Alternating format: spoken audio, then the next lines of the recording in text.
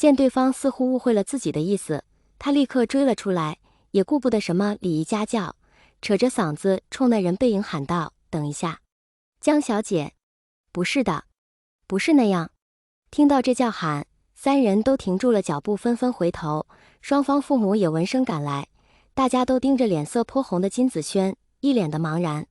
金子轩喘了口气，看着江燕离，尽力解释着：“我真的只是单纯想约你一起去日本玩，没有其他意思，更没有暧昧不清、玩弄感情的想法，你相信我吗？”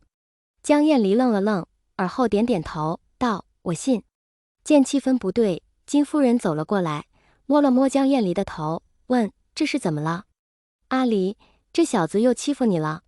魏无羡白了一眼金子轩，解释道：“金夫人，贵公子非要拉着我姐陪他去日本采风。”金夫人看着金子轩，颇为满意的点着头：“日本挺好啊，那就去呗。”江丰眠也走了过来，拍了拍江燕离的肩膀，问：“阿离，你的意思呢？”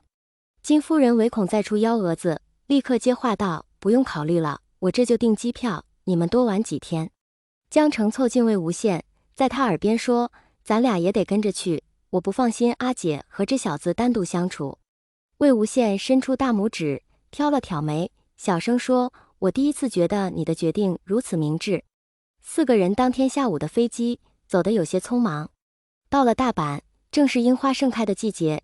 金子轩举着单反到处拍，时不时还偷拍几张在一旁赏花的江燕离。江澄远远跟在后面，冲魏无羡使了个颜色，问：“这小子是不是被我打出病了？怎么他看阿姐的眼神那么怪？”魏无羡冷哼一声，也举着单反四处拍：“你还有这技能呢？那你应该开婚姻介绍所。”江澄踢了他一脚：“滚！”一行人走走停停，回到酒店时已经是晚上了。金子轩邀请江燕离去自己常去的拉面馆吃饭，魏无羡和江澄听见后也跟在后面，在拉面馆隔壁吃刺身。金子轩点了几份招牌，在等餐的空隙，将白天拍的照片给江燕离看，还详细的解释着拍摄心得。画面切着切着，屏幕上突然出现了江燕离的脸，那是他在江燕离赏花时偷拍的。见江燕离神色微怔，他立刻将照片切了过去，不曾想接下来的一张也是江燕离，再切一张还是江燕离。他收回单反仔细查看一番，发现后面拍的全部都是江燕离，气氛骤然尴尬。他立刻放下单反，手心瞬间潮湿一片，清了清嗓子，忽然不知道手该放在哪儿。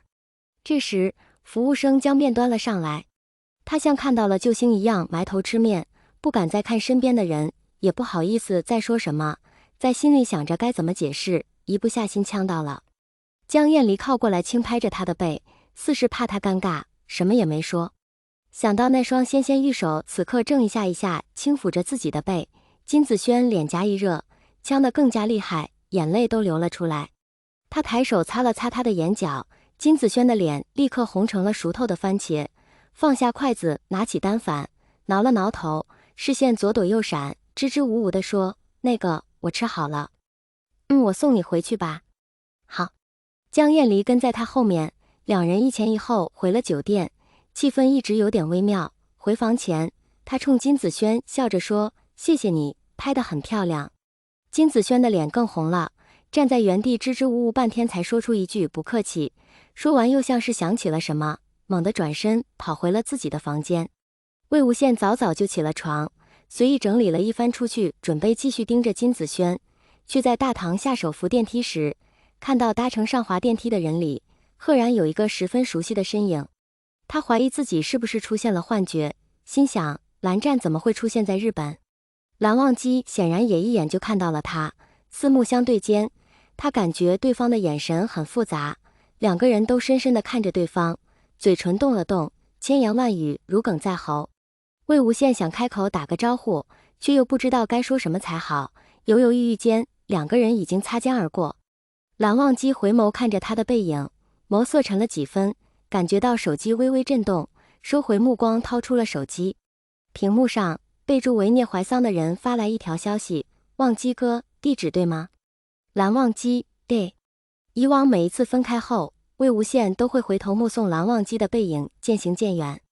这次擦肩而过，他又一次回头盯着那抹熟悉的身影，怔怔出神，直到下了电梯，站在出入口处，才像是做了什么决定一般，深吸了一口气，转过身去，准备搭乘上华首付电梯，却在转身的一瞬间，看见蓝忘机已经搭乘了下行的首付电梯向他而来。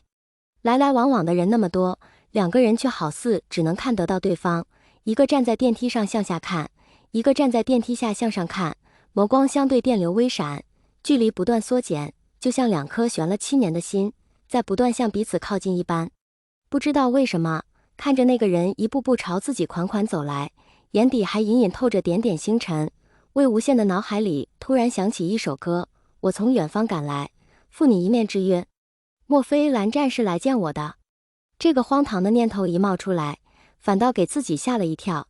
他立刻躲避着对方直直看来的视线，心里像有匹小鹿在四处乱撞一样慌乱不已，一时间竟然不知道手该放在哪里。微微低垂着头，他不断思索着这番相遇该说些什么才好。踌躇间，一双漆黑的皮鞋已经停在了自己面前，距离太近，近的仿佛能感觉到对方略微粗重的气息。魏无羡眨了眨眼睛，又挠了挠头，只觉有些缺氧，偷偷瞥了一眼过去，发现那个人依旧在看着自己，却一言不发。他心想，我慌什么？蓝湛怎么可能为了我特意跑来日本？肯定是公事出差，一定是出差。像是说服了自己，他终于抬起头迎上了那人的视线，舔了舔干涸的嘴唇。蓝湛。与此同时，蓝忘机也开口道：魏婴。这同时互唤乳名的默契，让二人再度陷入沉默对视。看见那人的眼神亮了一瞬，魏无羡只觉得心脏已经跳到了嗓子眼，手指都在微微颤抖。为了打破这诡异的气氛，他又动了动唇，没想到又是异口同声：你先说。不知道为什么，他好像从蓝忘机眼里看到了一抹笑意，像被传染了似的，他的嘴角也不自觉地勾起，心瞬间就安定了下来，松开一直紧攥的拳头。蓝湛，好巧，你来日本出差吗？果然，意料之中的回答。魏无羡点了点头，抬手看了眼腕表，又冲人笑了一下，时间不早了，那你先去忙。对方又凑近一分，立刻回道，忙完了。本来蓝忘机就离他极近，这一靠近，两人就快要贴在一起了。他微微愣了一瞬，这才将视线从那人脸上移开，上下打量了一番，发现这人都没带随身文件包。又看了一眼时间，他摸了摸额间细密的汗珠，在心底抱怨了几遍今天真热，抬头问：那早饭吃了吗？要不要一起？